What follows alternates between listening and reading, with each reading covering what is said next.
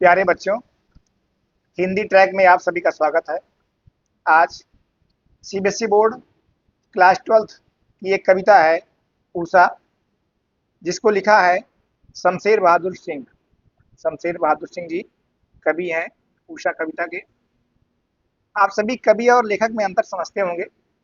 जो लेखन करता है वो लेखक कहलाता है, जिसमें कवित्व का भाव जागृत होता है वो कवि कहलाता है।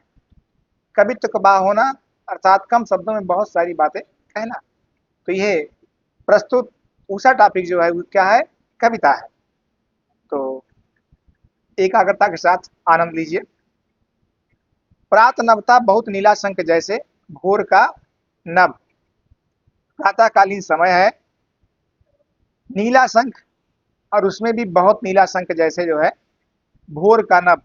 भोर माने प्रातःकालीन समय का जो आकाश था वो बहुत नीला शंख जैसे दिखाई पड़ रहा है। राख से लिपा हुआ चौका अभी गीला पड़ा है। एक उपमा दी गई है, जैसे राख से चौका लीप दिया जाए और वो अभी गीला है, जब सूखा नहीं है तो जिस रंग में रहेगा वही जाहिर होगा। तो राख से लीपा चौका के रूप में इसकी उपमा दी गई है। फिर आगे क्या कहा गया है? बहुत काली सिल जरा से लाल केसर से। काली सिल, और वो भी एक शब्द दिया गया बहुत। बहुत काली सिल, सिल पर बहुत काला रंग जो है, और जरा से लाल केसर, उसमें थोड़ा सा केसर मिश्रित हल्का सा लाल।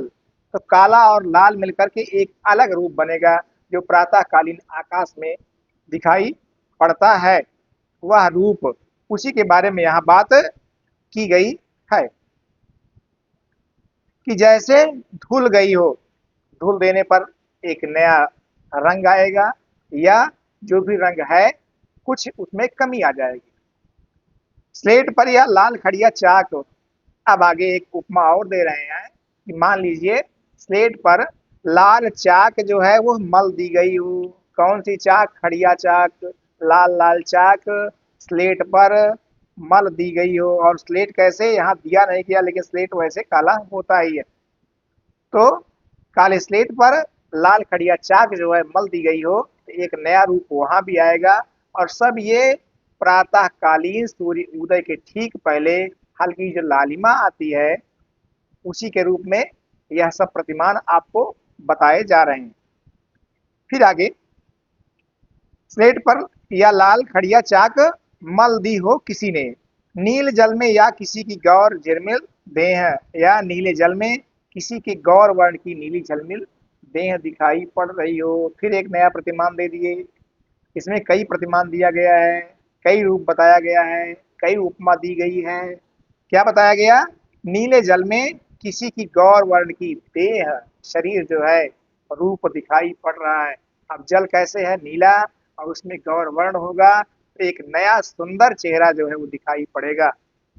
सुंदरता का विशेष रूप यहाँ वर्णित है, और वो भी जैसे हिल रही हो, हिलता हुआ रूप, सुंदर सा रूप, प्यारा सा रूप, गौरवर्ण का रूप जो है नीले जल में दिखाई पड़ रहा है। और करके डॉट डॉट कर दिए हैं, अर्थात बहुत कुछ और भी हो सकता है, और रूप में दिखाई पड़ सकता है। हमने तो यहाँ दो तीन का ही नाम लिए, और भी कुछ दिखाइए। जादू टूटता है इस उषा का, अब सूर्योदय हो रहा है। ये जो भी बताया गया लग रहा है ये सब क्या है? ये सब जादू है, और जादू अब टूट रहा है। और टूट क्यों रहा है? क्योंकि अब सूर्योदय हो रहा है। उषा माने प्रातःकालीन प्रभात बेला, जिसको उषा की संज्ञा दी गई है, उषा के नाम से जानते हैं। तो अब सूर्योदय हो रहा है। जैसे ही सूर्योदय होता है सब लालिमा ये सब अपने रूप में बदल जाती है। सूर्य उदय के पहले लालिमा होती है पूरे आकाश मंडल पे, और लालिमा ही नहीं होती है, कई रंग दिखाई पड़ते हैं। हल्का पीलापन रहेगा, लाल रहेगा, और लाल के पहले कुछ और रूप दिखाई पड़ेगा जो हल्की कालिमा लिए होगा। तो सबसे पहले कालिमा का वर्णन, इसके बाद फिर लालिमा का वर्णन, और उसके बाद फिर पीली पीलिमा का वर्णन। ये सभी उषाकालीन प्रातःकालीन बेला में रंग दिखाई पड़ते हैं, कुछ कुछ क्षण के लिए अलग अलग। ये मानो एक प्रकार का क्या है? जादू है। और जादू कब टूटता है? जब सूर्योदय हो रहा है। अब सूर्योदय हुआ तो सूर्य के प्रभाव से सब कुछ गायब। सूर्य की किरण किरण इतनी तेज होती है, इतनी तेज होती है कि हम आंख से देख नहीं सकते। लेकिन चूंकि प्रातःकालीन का सूर्य है, इसलिए उसको हम देख पाते हैं, देख लेते हैं, कोई दिक्कत उसमें नहीं होती है। तो उगता हुआ सूरज और अस्त हुआ होता हुआ सूरज, इन दोनों को हम आराम से देख सकते हैं, कोई दिक्कत नहीं हो सकती होती। लेकिन जब यही सूर्य मध्यान्ह वेला में हो, उस समय कोई भी आंख उठा करके नहीं देख सकता है। अगर आंख उठाया तो उसकी आंख जो है वह नष्ट हो सकती है। क्यों? बहुत प्रभावी होता है सूर्य। एक तो गर्मी, और गर्मी के अलावा इतना तेज होता है सूर्य में कि उसको देख पाना वो नामुमकिन है। मध्यान्ह बेला की बात कर रहे हैं, तो मध्यान्ह बेला ही नहीं, प्रातःकालीन करना, प्रातःकालीन सूर्योदय जो है हो जाए इसके कुछ समय बाद ही आप देख नहीं सकते। तो प्यारे बच्चों, ये था आपका टॉपिक। चलिए चलते हैं प्रश्न अभ्यास की ओर। तो सबसे पहला प्रश्न यहाँ दिया गया है, कविता के किन उपमानों को देखकर यह कहा जा सकता है कि उषा कविता गांव की सुबह का गतिशील शब्द चित्र है? ये आपका पहला क्वेश्चन आपके बुक में दिया गया है। लिसन अगेन, कविता के किन उपमानों के, अभी हम कई उपमान आपको बताए थे, किन उपमानों, इसीलिए यहाँ बहुवचनवाची शब्द दिया गया है, उपमान नहीं कहा गया है। किन उपमानों को, अर्थात बहुवचनवाची, समझ रहे हो ना? तो बहुवचनवाची उपमानों की बात की गई, उपमान की बात नहीं की गई। को देखकर यह कहा जा सकता है कि उषा कविता गांव की सुबह का गतिशील शब्द चित्र है। तो इसमें जो भी था सब आप वर्णन करेंगे, उपमानों में आप सब वर्णन करेंगे। तो उत्तर भी सुन लीजिए। अब गांव में आप अगर हैं तो उषा कालीन का वह शोभायमान रूप आपको और प्यारा लगेगा, बहुत अच्छा लगेगा। शहर में है दिखाई पड़ेगा ही नहीं, चाहे आप सबसे ऊपर जाएंगे, सबसे ऊपर छत पर, तब हो सकता है दिखाई पड़े, या हो सकता है किसी की छत जो है आपसे ऊपर हो, दिखाई ही ना पड़े। लेकिन जब आप गांव में होते हैं, जैसे ही बाहर निकलते हैं घर से, सब पूरा का पूरा अलौकिक दृश्य साफ साफ सुंदर दिखाई पड़ता है। तो गांव में सुबह का चित्रण करते हुए गतिशील बिंब के माध्यम से यह सब वर्णित है। कैसे भोर का समय जो है, आकाश वह नीला शंख की तरह पवित्र शोभायमान दिखाई देता है। ध्यान दीजिएगा, उपमानों की बात की गई है, तो जो भी दिया गया है 2, 3, 4, सारे के सारे आप अपने शब्दों में वर्णित करेंगे। फिर दूसरे वाक्य में आप लिखेंगे, राख से लिपे हुए चौके के समान उसको बताया गया है, जो सुबह नमी के कारण गीला है। और इतना ही नहीं, लाल केसर से धोए हुए सिल सा वह प्रतीत होता है, दिखाई पड़ता है, वैसे ही लगता है। और दूसरी उपमा पर स्लेट पर लाल चाक जैसे मल दी गई हो, वैसे भी वह प्रतिमान दिखाई पड़ता है। ये सारे के सारे उपमान ग्रामीण जीवन में साफ साफ अंकित होते हैं, दिखाई पड़ते हैं। आकाश के नीलेपन का वह सुंदर रूप जब सूर्य प्रकट होता है, ठीक उसके पहले साफ साफ दिखाई पड़ता है। और इतना ही नहीं, जैसे किसी नीले जल में किसी युवती का सुंदर गोरा शरीर जो है वो झिलमिला रहा हो, दिखाई पड़ रहा हो, तो सभी लोग जो है अनायास ही सुंदर सौंदर्य रूप को, चाहे वो आकाश की लालिमा हो, पीलिमा हो, गौरवर्ण की सुंदर देह हो, कौन देखना पसंद नहीं करेगा? उपमा किसको पसंद नहीं है? तो जैसे घर जो है वह बिल्कुल साज सज्जा से, सौंदर्य से, रंगाई पुताई से दुरुस्त हो, तो वो देखने का, प्रवेश करने का मन आपको करेगा। उसी प्रकार से नव युवती, नव यौवना सौंदर्य रूप कौन देखना पसंद नहीं करेगा? तो यहाँ उपमान के रूप में नववैना रूप भी वर्णित है। तो सूर्य के उदय होते ही यह सारा का सारा जादू जो है वह समाप्त हो जाता है। जो भी उपमान बताया गया वह सारा जादू कब टूटता है? जब सूर्योदय होता है। और ये सारे के सारे दृश्य जो है वो एक दूसरे से जुड़े होते हैं, इनमें गतिशीलता होती है और देखते ही देखते यह जादू उस समय रुकता है जब सूर्योदय हो जाता है। तो प्यारे बच्चों, ये था आपका पहला क्वेश्चन। इसमें सारे उपमानों का आप वर्णन करेंगे। समझ में आया? चलिए सेकंड क्वेश्चन।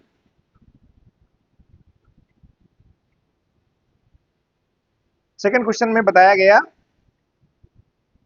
अच्छा एक चीज और सुन लीजिए, इसी पहले प्रश्न को दूसरे रूप में भी पूछा जा सकता है। उत्तर सेम होगा।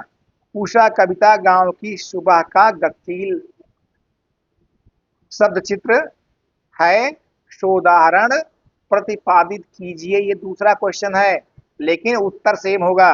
Listen again. उषा कविता गांव की सुबह का गतिशील का शब्द चित्र है, सोदाहरण प्रतिपादित कीजिए।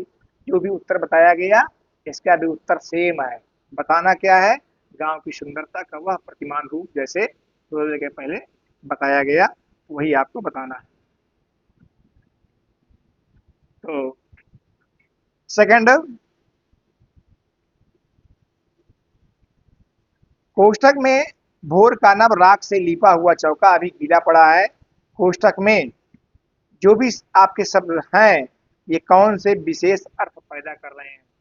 जो विशेष अर्थ पैदा कर रहे हैं उसको आप अपने शब्दों में बताएंगे। जैसे नई कविता के कवियों में क्या है, नए नए रूप प्रतिमान होते हैं और वो सब स्वयं को अलग अलग दिखाई पड़ते हैं।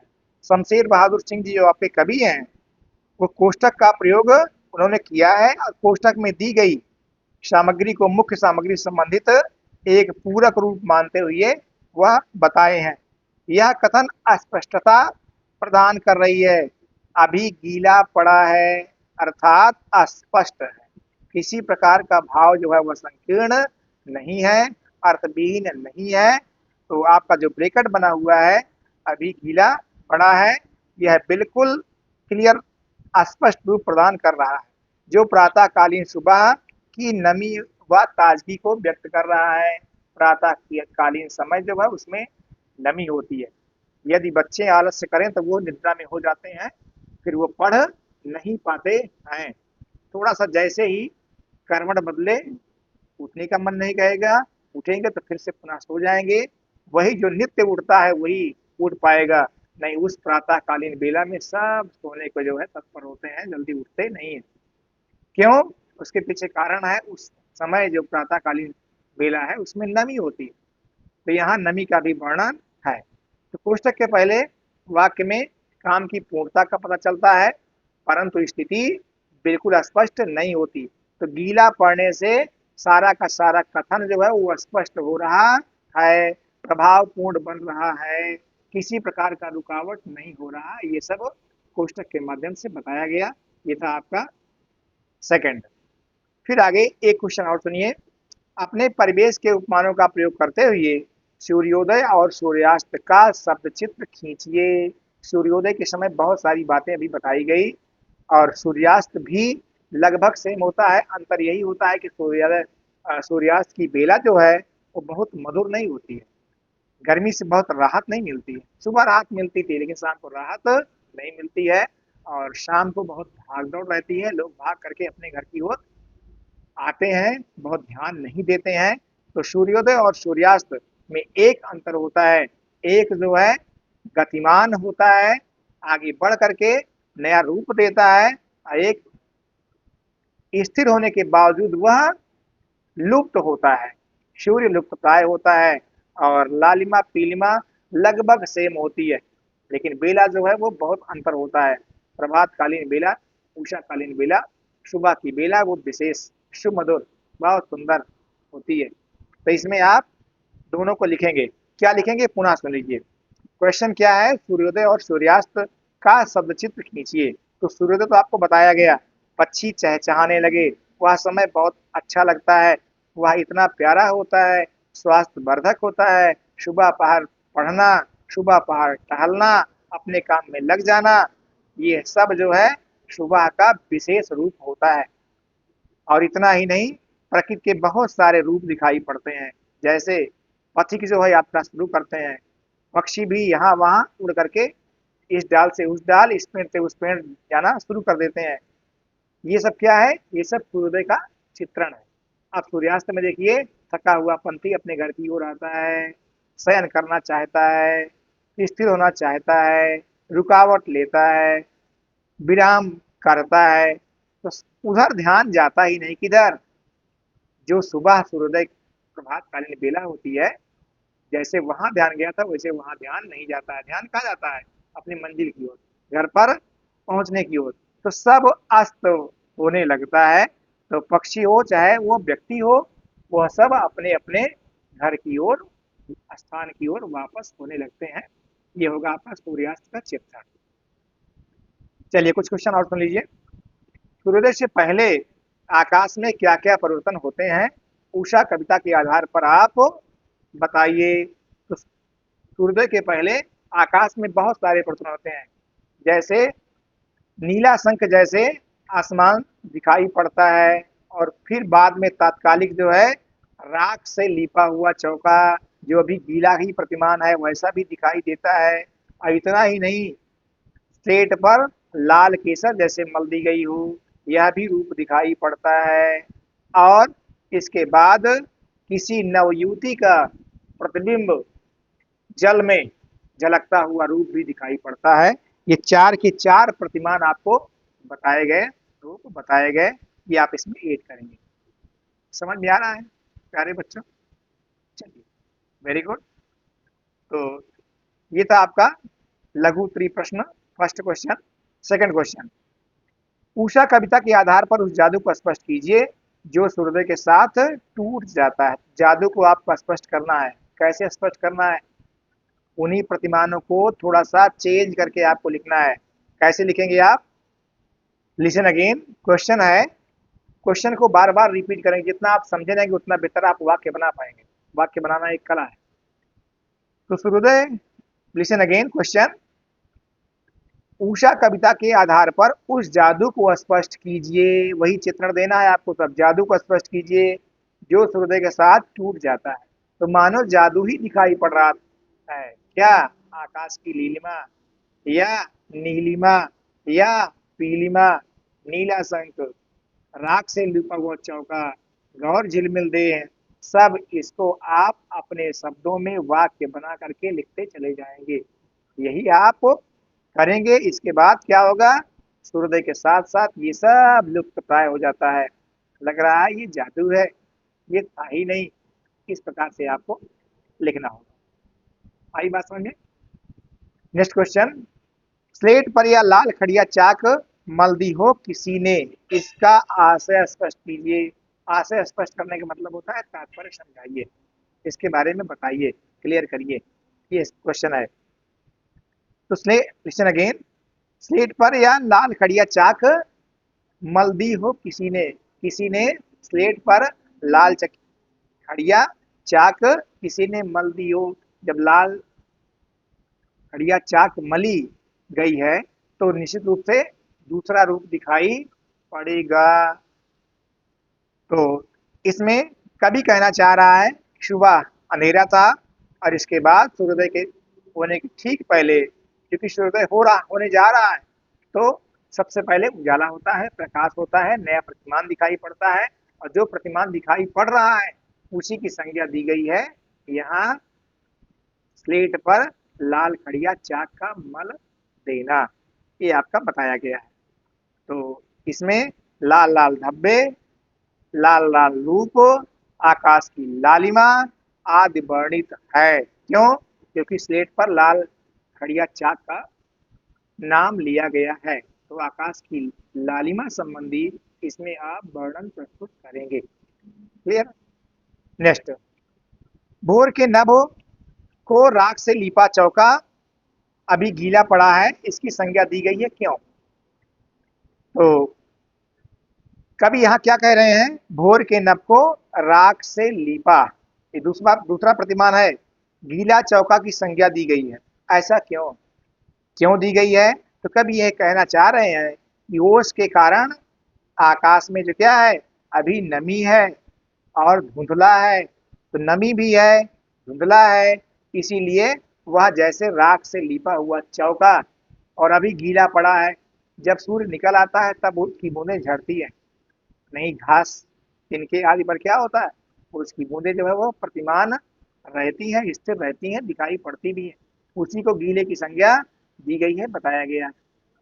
तो कभी यहाँ बताना चाह रहे हैं कि दोनों का रंग जो है वह एक जैसा है।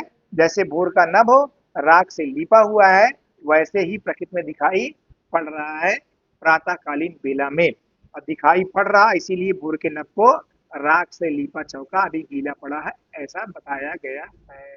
क्लियर? उम्मीद करते हैं आपको समझ में आ रहा होगा।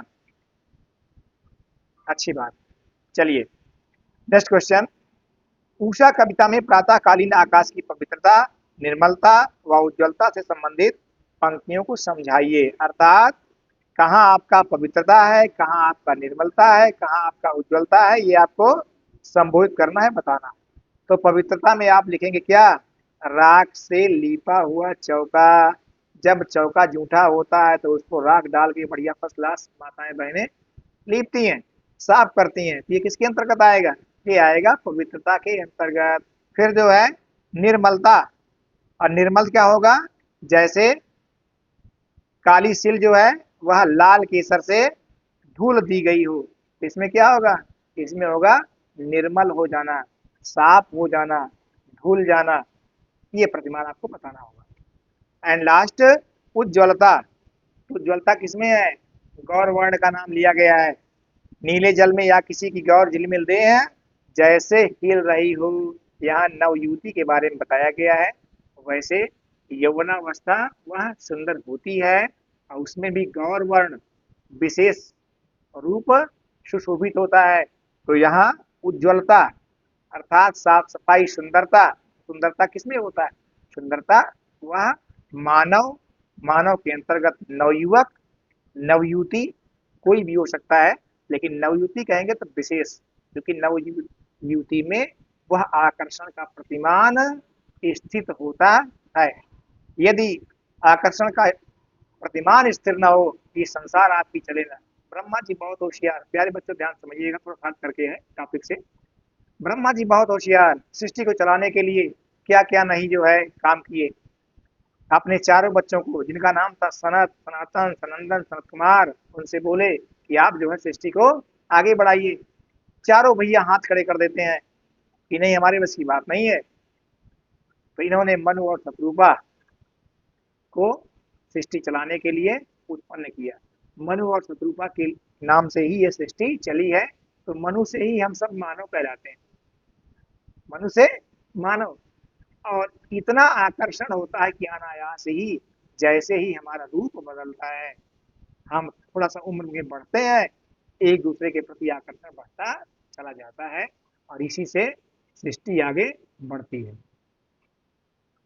जब सृष्टि आगे बढ़ती है तो निश्चित रूप से यह सुंदर लगती है। तो प्यारे बच्चे, ये था आपका 5वां क्वेश्चन। उम्मीद करते हैं आपके समझ में आ गया होगा।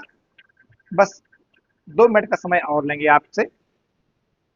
सिल और स्लेट का उदाहरण देकर कवि ने आकाश के रंग के बारे में क्या बताया है। तो कवि ने स्लेट और सिल के माध्यम से यह कहना चाह रहे हैं कि भोर के समय आकाश का रंग जो है वह नीला काला होता है, ये क्या है, सीला है। और थोड़ी देर में सूर्योदय जो है वह होता है और रंग चेंज हो जाता है।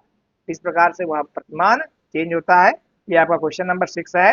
एंड लास्ट क्वेश्चन, उषा कविता में भोर के नभ की तुलना किससे की गई है और क्यों। तो जो भी प्रतिमान बताए गए हैं किस किस से की गई है, वह आपकी सील है, वह आपकी राख से लिपा हुआ चौका है। तो लीलिमा, कालीमा, पीलिमा, गौर सुंदर दे है, सब इसमें आप लिखें। तो प्यारे बच्चों, ये था आपका टॉपिक उषा। उम्मीद करते हैं आपके समझ में आ गया होगा। सीबीएसई बोर्ड का ये मेन टॉपिक है। आप सब अब तैयार हो जाओ, अब बहुत दूर नहीं है आपका एग्जाम। देखते देखते आपका फर्स्ट टर्म, ये फर्स्ट टर्म के अंतर्गत आएगा। और लास्ट टर्म जो होता है ईयरली एग्जाम, उसमें पूरे के पूरे टॉपिक मौजूद होते हैं। तो प्यारे बच्चों, आज के लिए बस इतना ही।